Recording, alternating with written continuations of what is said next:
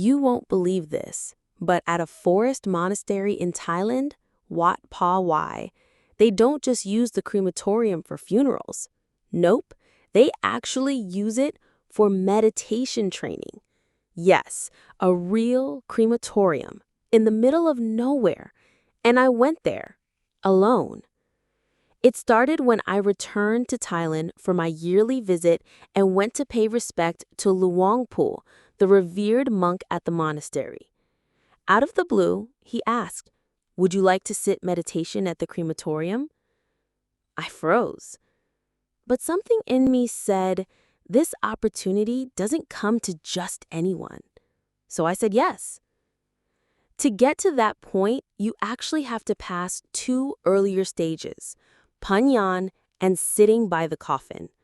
Once you've passed those, you inform the abbot, and the temple will arrange the vehicle and the special preparations. The crematorium is located about 2 kilometers from the monastery, completely isolated. That evening, after chanting and walking meditation, a senior monk led me, a nun, and 2 friends out to the site. When we arrived, he opened both the top and bottom of the crematorium. He placed mats facing it and turned to me with very clear instructions. You'll meditate for 2.5 hours. Don't open your eyes. Don't radiate loving kindness. Just observe the mind using the same 4-word method as before. Then they all left. I heard the car doors close, the engine start, and then silence. At first, it was peaceful. Just wind, crickets, night birds. But then I started hearing the sound of sweeping, a rhythmic brushing around the crematorium, like someone walking in circles, cleaning. Then came the chilling sound of fabric flicking, followed by knocking sounds, soft but distinct, from inside the crematorium, both above and below. I was sitting there with my eyes closed, completely still, and observed. Physical sensations started hitting me. Numbness, pain, tingling across my legs and spine. Then images appeared in my mind, visions I couldn't explain. And through all of this, the sweeping sound continued, this time coming from underneath the crematorium. I found myself wondering who or what was there with me. I didn't radiate loving kindness outwardly as instructed, but inwardly I thought, may they be free. May they find peace. There were dog barks in the distance, then silence again. But this time my mind was still, clear, not scared at all. Time felt like it stopped. Eventually, I heard a car approaching.